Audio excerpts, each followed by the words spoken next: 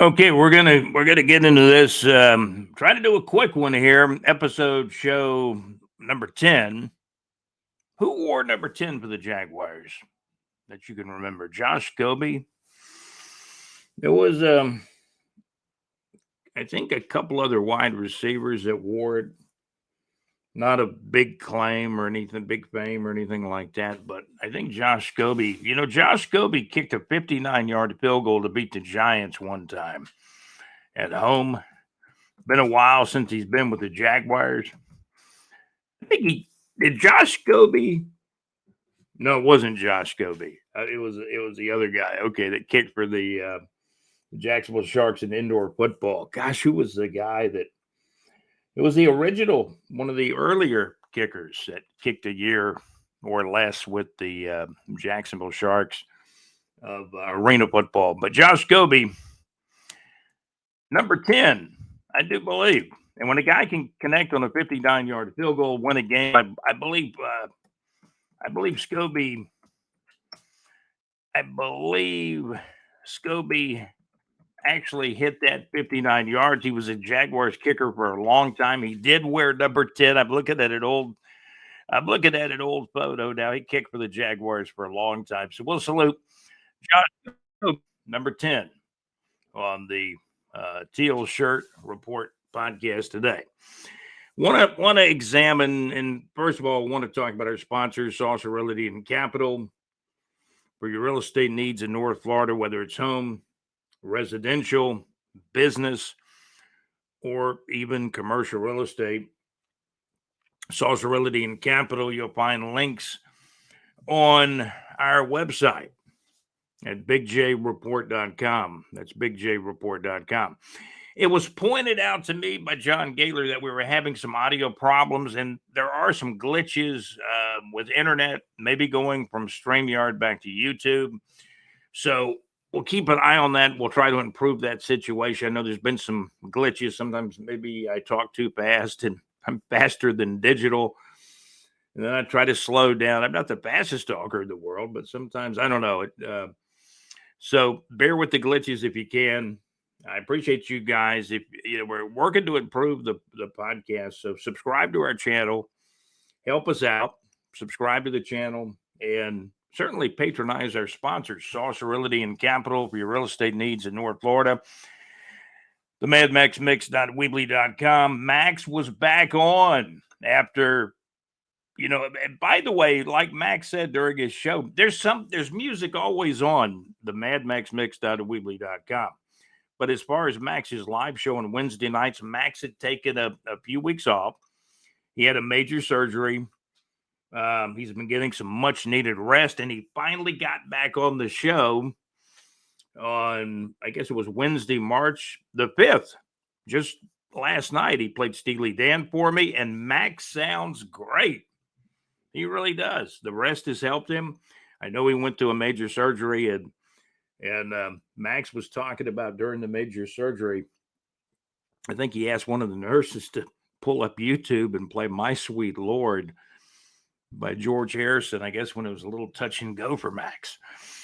And Max played that. It sounded so good last night. I got to thinking about my old friend Buzz, who I worked with in radio. That was probably one of his favorite songs too. George Harrison, My Sweet Lord. And sadly, Buzz passed away.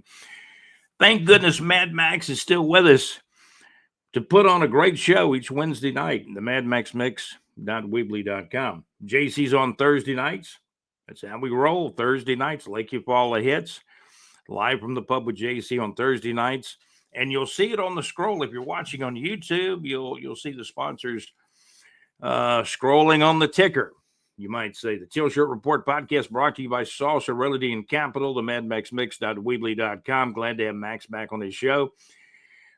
The MadMaxMix.weebly.com. Max's Wednesday night music request show. He plays music pop classics from days gone by, classic rock. Max played some Steely Dan for me. I heard George Harrison and many, many other great tunes and songs. Check out JC, Lake Eufaula Hits, and JC's live Thursday night live from the pub show on Thursday nights. So check JC out at Lake Eufaula Hits Great internet radio where it's all good. Christian Kirk has been released. We kept hearing that it was probably a 75% chance or better that he would be released. There's been interest. I keep hearing the Pittsburgh Steelers may sign him. Apparently, it's saved the Jaguars about what I've heard this morning was over $10 million on the cap. So they're going to get over $10 million in more cap space, which should help in coming free agency this month in March of 2025. The NFL never sleeps, do they? Currently clearing, breezy and cool. We're down to 48 degrees this morning in Jacksonville, Florida.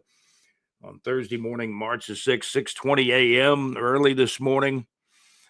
So we got down to 48 early Thursday morning, March 6th of 2025. Great weather, but a lot of wind continuing today. Clearing skies, sunshine, and breezy still with some wind. High today, 63 in North Florida. The low late tonight in the 40s, late tonight and tomorrow morning.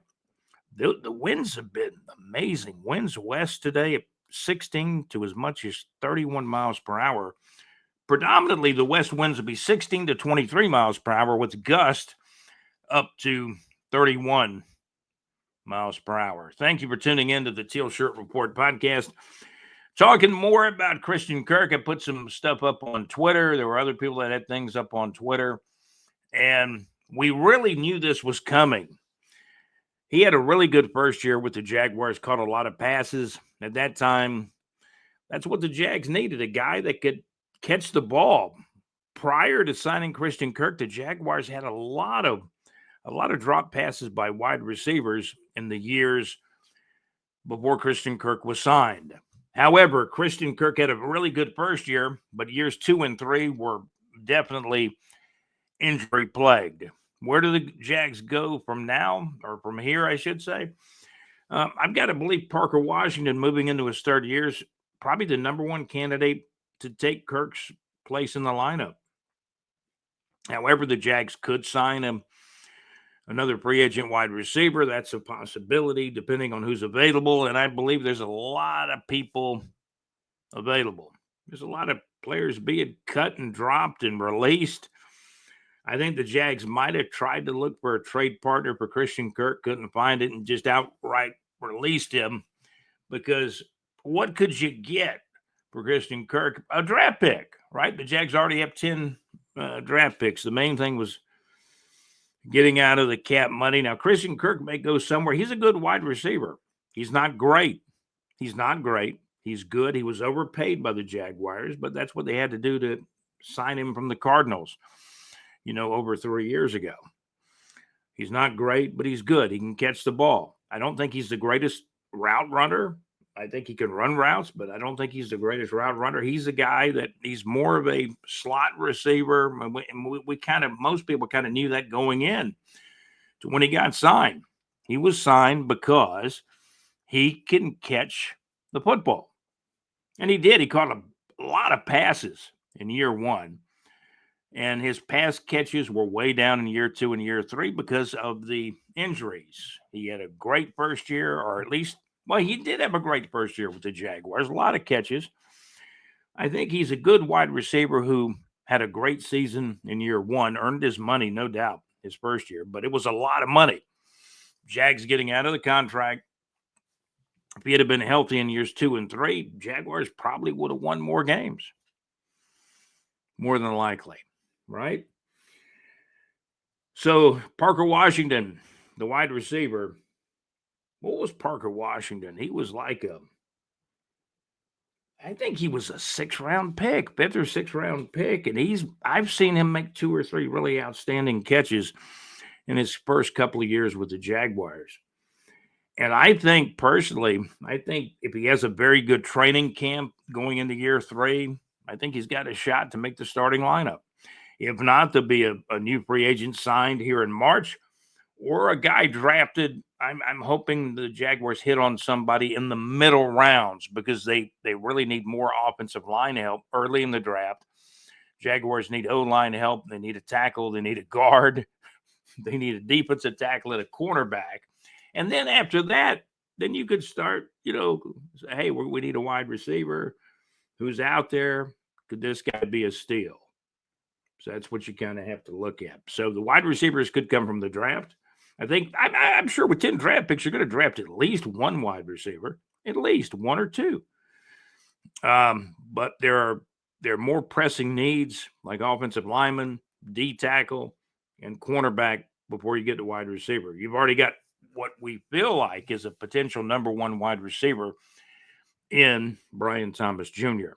Again, Mad Max, so glad you got back on your show on March the 5th. Max sounded great. I was expecting Max to be maybe a step slow, going through the surgery, and he's getting his feet back wet. And I texted Max that I'd be listening. I didn't expect to do an interview with Max on March 5th, but I'm sure that'll be coming in the next couple of weeks. But Max sounded great. Check out the madmaxmix.weebly.com. Each Wednesday night, prayer is a powerful thing, and we definitely set our prayers out to Mad Max, and I know many, many others did too. And I know his listeners were very, very happy he was back on live on March the 5th. That's a Mad Max Mix.weebly.com. So we talked about Christian Kirk. He's officially released. We really kind of thought it was a 75% chance or better that he would be released or perhaps traded, but he's officially gone now. There are players, but don't feel bad. There's players all over the league being released, even bigger names than Christian Kirk, I assure you. UF basketball has been amazing. The Gators what are they doing? Man, they just keep winning. It's been an incredible year. Everything else is gravy in my mind. This is Todd Golden's third year. And let me take a look at the game. It was March the 5th against Alabama, I believe. And Alabama, man, they're no slouch in basketball. No. The Gators pulled out a win over Bama. Let me check on the score. I saw this a little bit earlier. By the way, currently clearing, breezy, and a cool 48 degrees in Jacksonville, Florida at 6:20 a.m. on Thursday morning, March the 6th of 2025. High today near 63. A lot of winds still.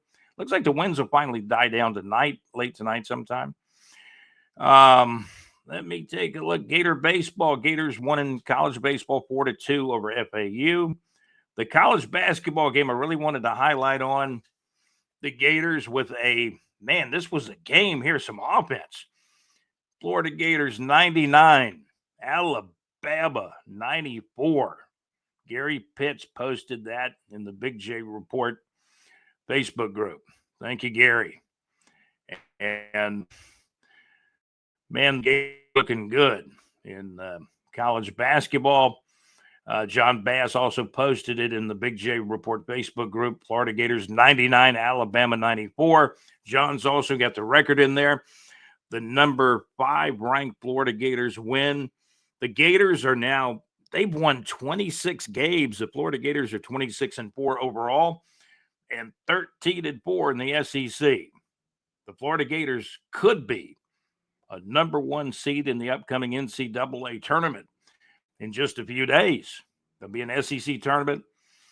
Of course, the SEC tournament, then the March Madness. The Gators should be a number 1 seed or at worst, a number 2 seed. The Florida Gators are now 26-4. They beat Alabama on Wednesday night, March the 5th. Florida Gators 99, Alabama 94. UF Gator basketball win. East Coast Hockey League. Again, Christian Kirk was released by the Jaguars. Their wide receiver had been with them 3 years. Rumor has it he may go to Pittsburgh, the Steelers, if he works out a deal, or perhaps somewhere else. I keep hearing the most interest may be out of Pittsburgh, but yeah, he could go somewhere else. Jackson Iceman having a great year. Let's take a look at the current record on the Iceman. They have 34 wins, 16 losses, and 5 overtime losses, a shootout loss. Also, the Icemen are 34-16-5, having a great season. They'll be in the playoffs again soon. Playoffs are just around the corner. The Icemen have signed or traded for, I think they've signed a new player, traded for a player. They're getting ready for the stretch run to the East Coast Hockey League playoffs. Playoffs?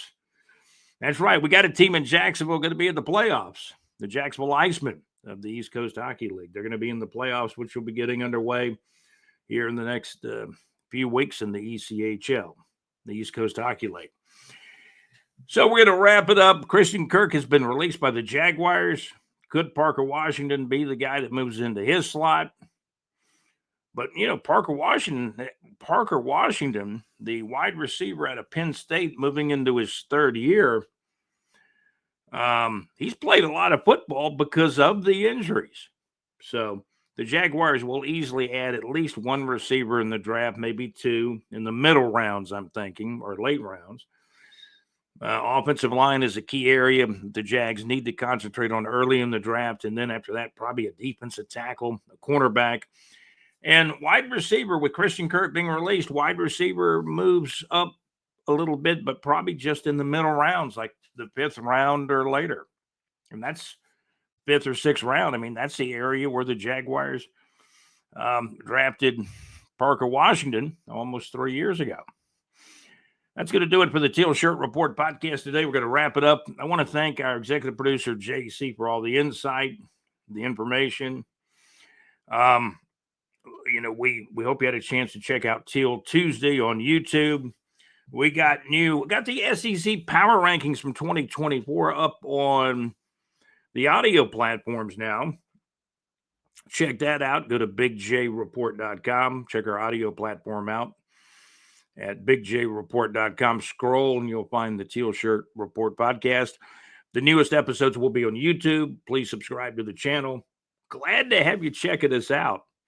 We follow the Jacksonville Jaguars, North Florida Entertainment. The Icemen are part of North Florida Entertainment. You got Foreigner, Rick Springfield, Wang Chung, best known for Dance Hall Days, that song. Rick Springfield, Wang Chung, John Cafferty, I believe, right? Is it John Cafferty? Wang Chung, Rick Springfield, and John Waite, who went solo after being the lead singer with a group called the Babies back like in the late 70s, early 80s. And then he went solo like a year or two after that. So it'll be Rick Springfield, John Waite, Wang Chung, John Cafferty. Check out the concert listings. And here's one that's not in the listings, but Uncle Cracker will be at the Clay County Fair on April the 3rd. I believe the Clay County Fair runs from April the 3rd through April the 13th. And Sugar Ray and Uncle Cracker will be performing. They'll have some entertainment out there at the Clay County Fair. Uncle Cracker on April the 3rd, and I believe Sugar Ray on the same day. And that's going to do it for the Teal Shirt Report podcast. Thanks to our sponsors, MadMaxMix.weebly.com. JC and his live from the pub show at Lakeview Fall of Hits tonight on Thursday night and every Thursday night. And Mad Max's show each Wednesday night. Check them out. And for your real estate needs, Saucer Realty and Capital. Saucer Realty and Capital for your real estate needs, whether it's home, residential, business, or commercial real estate in North Florida and surrounding areas. Go to our website at bigjreport.com. Again, special thanks to our producers, our executive producer, JC, also Alex Nunnery. He's been following JU Sports. And check out our Big J Report Facebook group, our bigjreport.com website as well for a lot of news, sports information, weather 24/7. And again, special thanks to our executive producer, JC, also Alex Nunnery, and John Gaylor for the insight. He's always breaking the news to me like, hey, Christian Kirk's been officially released now. UF Basketball, man, we gave you the report. They're having a tremendous year.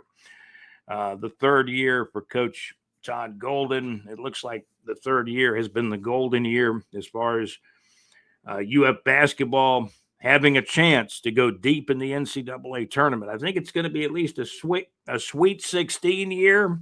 It'd be disappointing if at least Florida didn't get to the Sweet 16.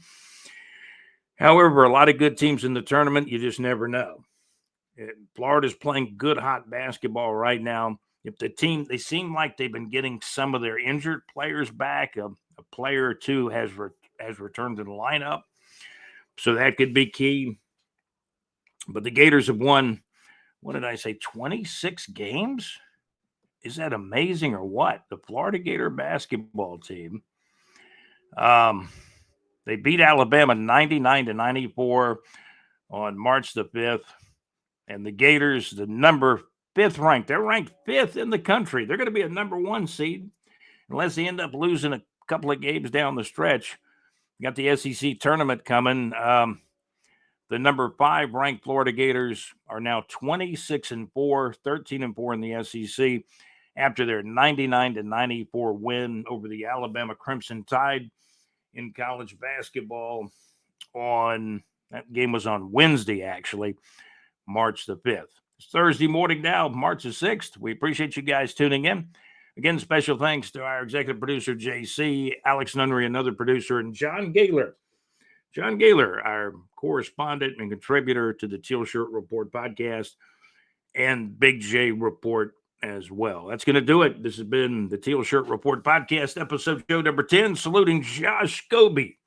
Would longtime kicker for the Jaguars, kicked a 59-yarder to beat the New York Giants. Josh Scobie, longtime Jags kicker, and he wore number 10. We'll salute him today on episode show number 10 of the Teal Shirt Report podcast. You guys have a great day. Thank you for watching and listening to the Teal Shirt Report podcast. Have a great day.